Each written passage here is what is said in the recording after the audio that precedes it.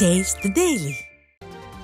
தேச விடுதலைக்காக பாடுபட்ட பசும்பொன் முத்துராமலிங்க தேவருக்கு பாரத ரத்னா விருது வழங்கிட மத்திய உள்துறை அமைச்சர் அமித்ஷாவிடம் கடிதம் வழங்கியதாக அதிமுக பொதுச் செயலாளர் எடப்பாடி கே பழனிசாமி தெரிவித்துள்ளார்.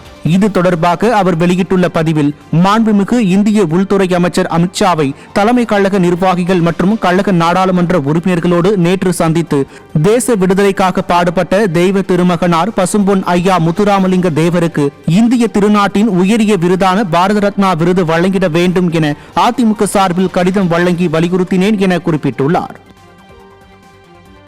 பகுத்தறிவு பகலவன் தந்தை பெரியாரின் 147வது பிறந்த நாளை ஒட்டி சென்னையில் அவரது திருவுருவ படத்திற்கு அதிமுக சார்பில் மலர் தூவி மரியாதை செலுத்தப்பட்டது.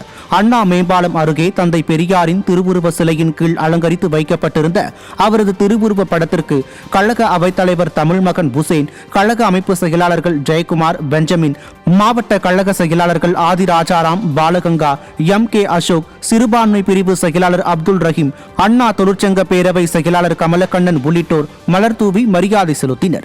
பின்னர் செய்தியாளர்களிடம் பேசிய முன்னாள் அமைச்சர் ஜெயக்குமார், பின்தங்கிய மக்களுக்காக வாழ்நாள் முழுவதும் போராடியவர் தந்தை பெரியார் என புகழாரம் சூட்டினார்.